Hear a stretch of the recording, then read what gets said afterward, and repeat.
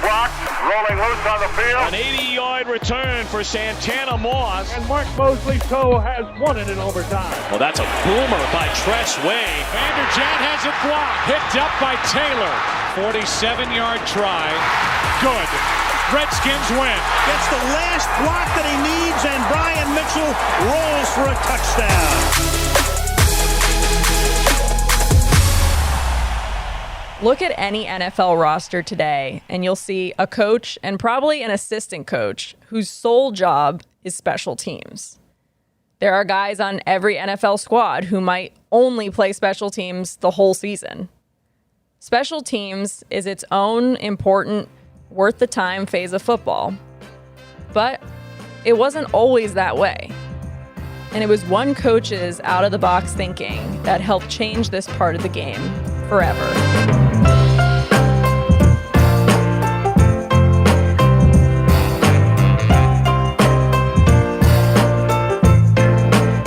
This is Hail Tales, Stories from Washington Football History, Episode 2, The Special Teams Genius.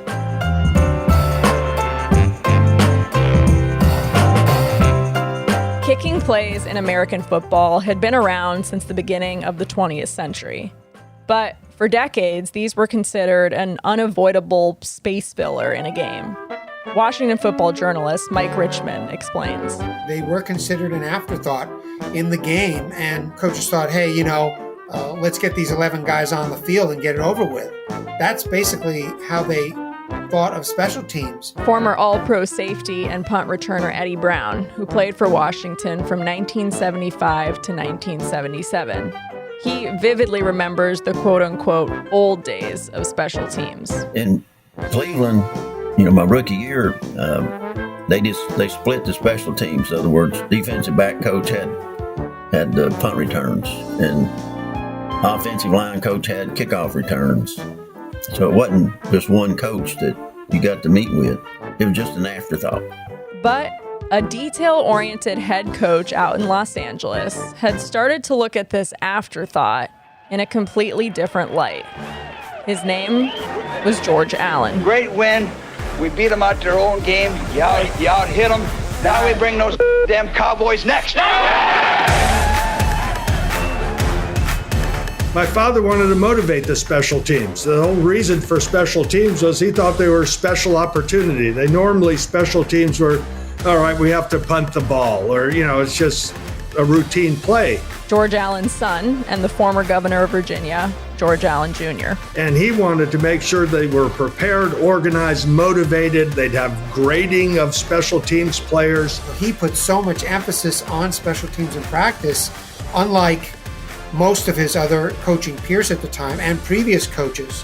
So he just, turned that game into a major instrumental facet of football. George Allen's passion for this part of the game only grew when he came to Washington, and players took notice of what was really a never-before-seen emphasis.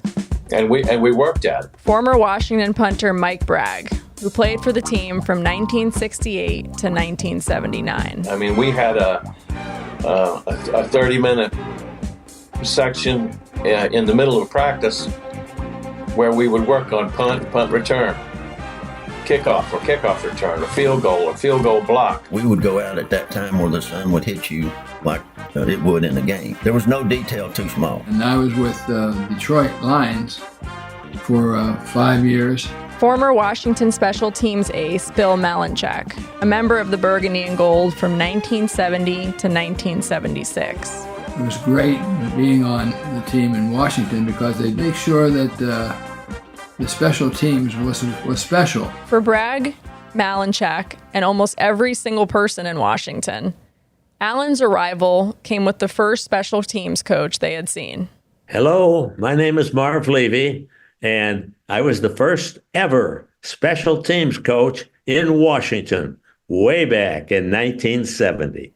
Allen had initially lured the future Hall of Fame coach in Levy to L.A. George offered me a $1,500 raise. Back then it was something, and I joined him with the L.A. Rams.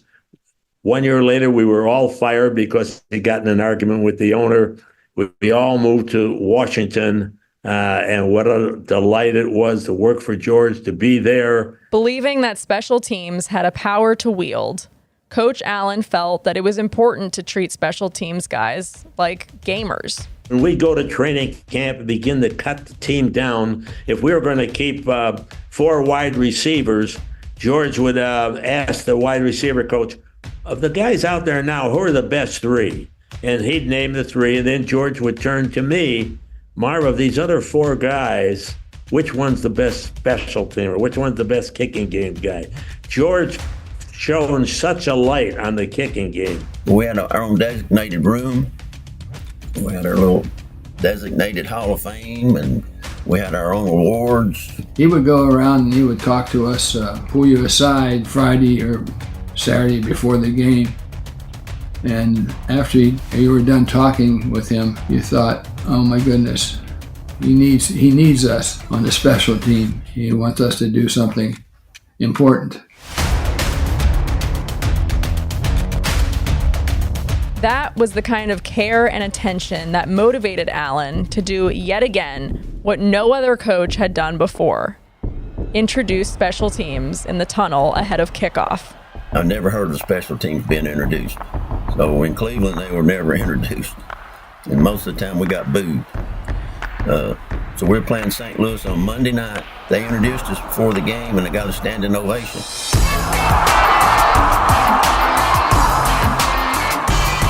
I mean, I'm thinking, boy, this is, I'm at the right place. And these guys just played out of their minds, played great.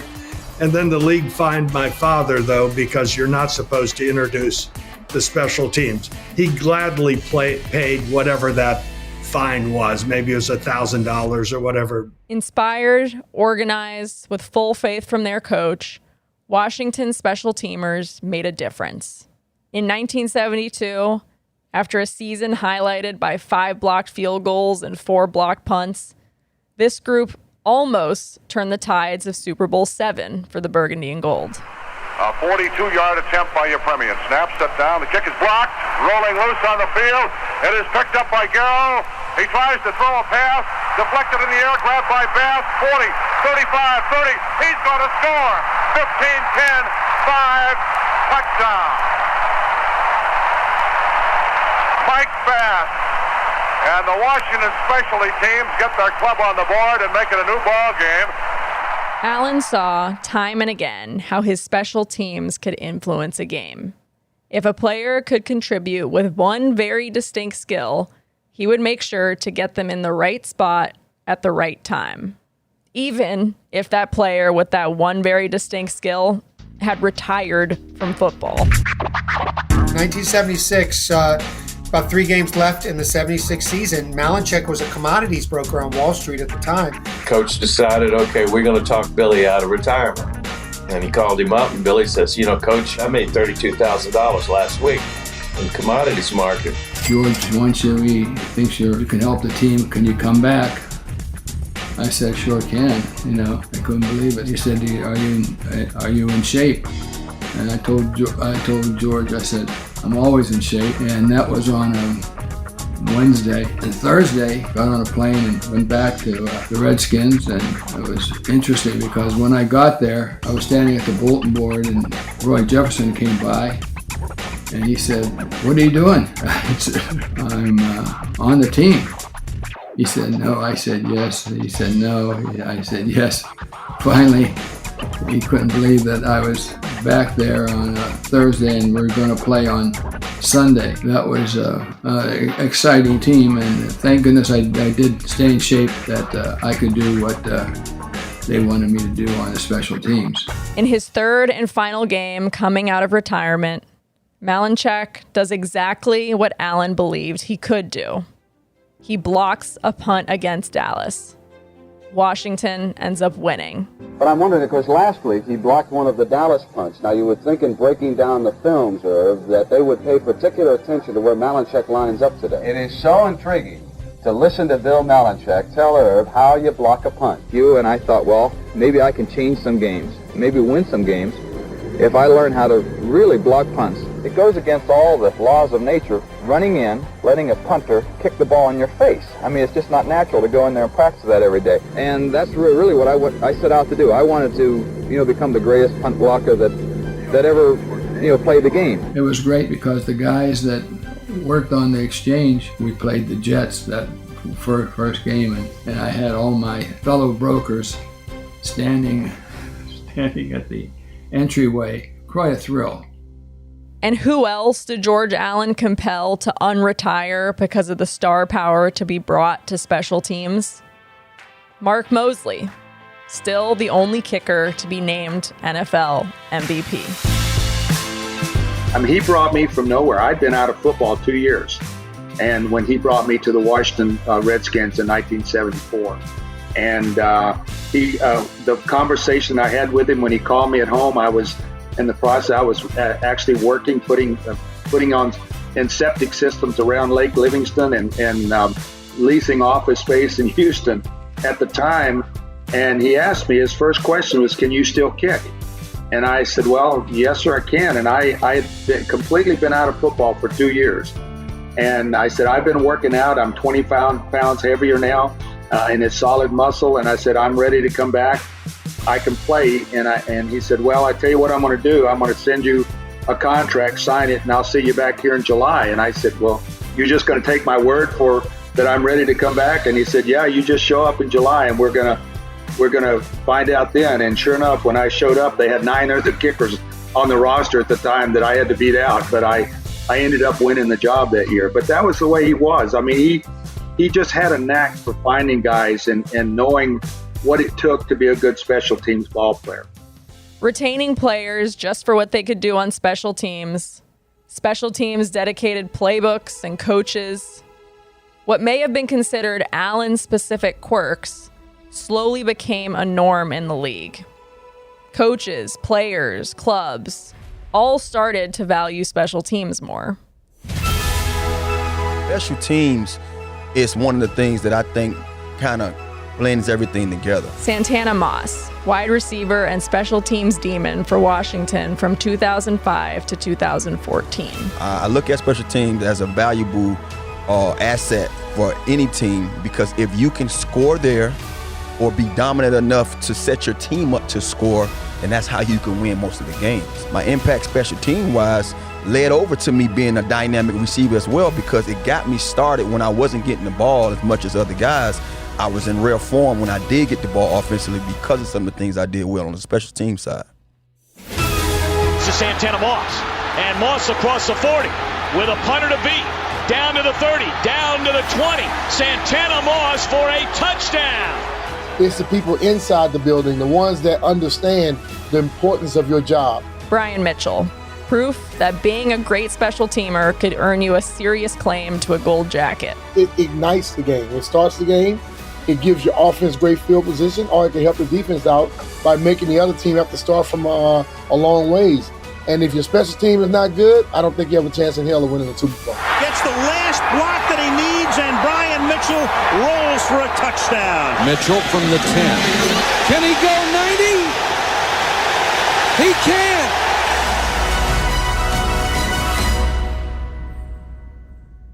Like so many elements of this sport, special teams has gone through its fair share of shifts and evolutions over the years. The biggest of which just might be happening right now with the new kickoff rule that'll go into effect in the 2024 season.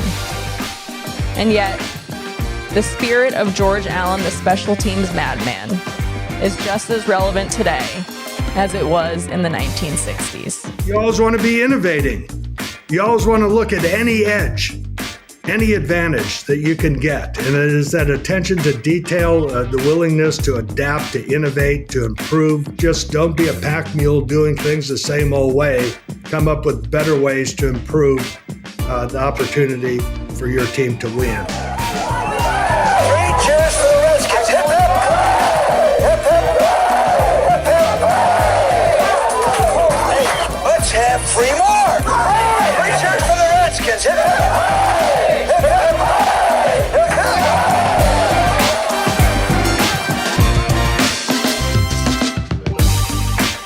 This episode was narrated, produced, and researched by me, Hannah Lichtenstein, senior copywriter for the Washington Commanders. It was produced and edited by Jason Johnson. Executive producers are Ray Alentine, Ryan Yoakum, and Kevin Klein. Graphics designed by Roman Schumann and Rakim Smith. Social media by Maggie Anchulis and Rebecca Solzbach. Alumni relations help comes from Tim Hightower and Caroline Decio. I wanted to plug Mike Richmond's website, MikeRichmondJournalist.com. Check out his recent book, all about the special teams genius, George Allen, A Football Life. Thank you to our guests for their contributions, and thank you for listening.